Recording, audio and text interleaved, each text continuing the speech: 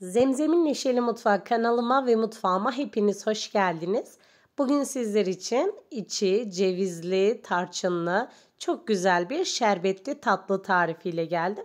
Yapımı çok basit, harika bir tatlı arkadaşlar. Sizleri hemen bekletmeden yapım aşamasına geçiyorum. Şerbetimin soğuk veya ılık olması gerekiyor. Bu yüzden ilk önce şerbetimi hazırlıyorum. Tenceremin içerisine 2,5 su bardağı toz şeker, 2,5 su bardağı su, iyice karıştırıp içerisindeki şekeri erittikten sonra bir ince dilim içerisine limon atıp ve ocağa alıyorum arkadaşlar. Şerbetim ocakta kaynarken ben de hemen yoğurma kabımın içerisine 1 çay bardağı yoğurt, 1 adet yumurta iyice karıştırıyorum pürüzsüz olana kadar. Karıştırdıktan sonra ara ara içerisine 1 su bardağı sıvı yağ ilave ediyorum. Onu da güzelce karıştırıyorum. Daha sonra üzerine 125 gram margarin arkadaşlar ilave ediyorum ve 1 su bardağı irmik unu, 1 paket şekerli vanilin, 1 paket kabartma tozu, 2-3 yemek kaşığı da sirke, üzüm sirkesi kullanıyorum. Hemen yoğurma işlemine elimle başlıyorum. Margarin oda sıcaklığında olmalı ki içerisinde böyle krem kıvamı olsun. Tam bu kıvama geldikten sonra üzerine un ilavesi yapıyorum. İlk etapta 2-3 su bardağı unu yapıp daha sonra kabaca toplayıp yumuşak oldukça içerisine un ilavesi yapıyorum arkadaşlar. Kıvamlı bir hamur elde edene kadar karışımımızı tamamen yoğuruyoruz.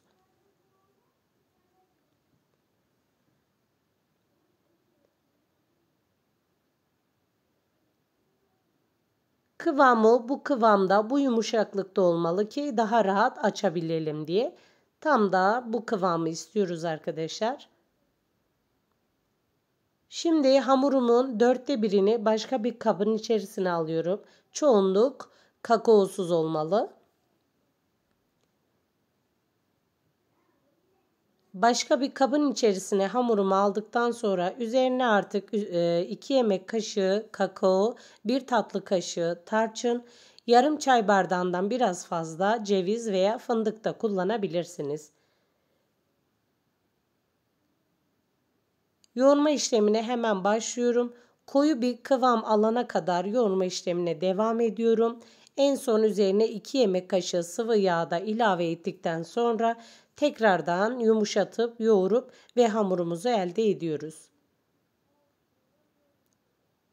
İki hamurumuz da hazır olduğuna göre hamur matımın üzerine 1 su bardağı kadar irmik unu ilk etapta böyle döküyorum. Daha sonra beyaz hamurumdan bir parça koparıyorum. Beyaz hamurumuzun kakaolu hamurdan çok olması gerekiyor. İyice zaten yumuşak bir hamur olduğu için kolaylıkla elimle açıyorum.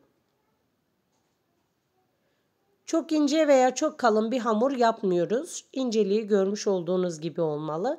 Daha sonra içerisine kakaolu hamurumuzdan alıp rulo yapıyoruz hemen. Güzel bir rulo yaptıktan sonra beyaz hamurumuzun tam ortasına gelecek şekilde koyuyorum. Hafifçe elimle bastırıp daha sonra kalan beyaz kısımları üst tarafına kapatıyorum. Bu kısmı çok zevkli, hiç sizi uğraştırmayacak yumuşak bir hamur olduğu için iyice kenarlarını ve altını kapattıktan sonra kalan irmik ununun içerisine buluyorum.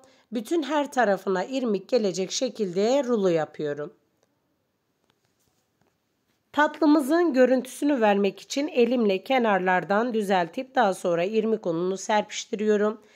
Bir çatal yardımıyla üstünü güzelce şerit halinde çiziyorum.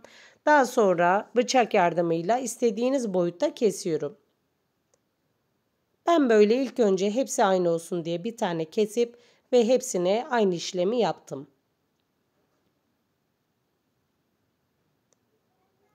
Tatlımızın ilk iç görüntüsü bu şekilde oluyor. Şöyle cevizli, tarçınlı çok güzel bir tatlı oldu.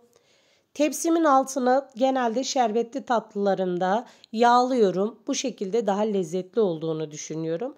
Yağlamış olduğum tepsimin içerisine kesmiş olduğum tatlılarımı bir bir diziyorum. Daha böyle irmikli olsun istiyorsanız kalan irmiklerden üzerine serpiştirebilirsiniz. Hamurumuzun hepsine aynı işlemi yapıp ve tepsimizi artık 180 derecede alt üst ayarda pişirmeye gönderiyorum. Fırından çıkarmış olduğum tepsimi yaklaşık 45 dakika sürdü pişirmesi. Tabii ki fırından fırına değişiklik gösteriyor. Başka bir kabın içerisine şerbetini çeksin diye, daha çabuk soğusun diye alıyorum.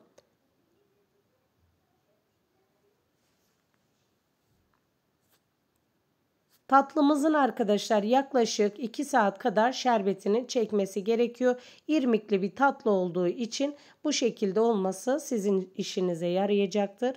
Bu arada şerbetim ılık, tatlım ilk sıcaklığını çıkardıktan sonra hemen döktüm. Sakın endişe etmeyin, şekerlenebilir ya da hamur olabilir. Hiçbir şekilde olmuyor. Şöyle hatta ilk önce ters çevirdim. Bir daha şerbetini çeksin diye eski haline tekrardan bir çatal yardımıyla aldım. Şerbetimi çok güzel çektikten sonra tatlımı hemen servis aşamasına geçiyorum. Sizlere de böyle son dokusunu gösterip videomu sonlandırıyorum. Bugünlük de bir videomun daha sonuna geldim. Bir sonraki videomda görüşmek üzere. Hoşça kalın. Allah'a emanet olun.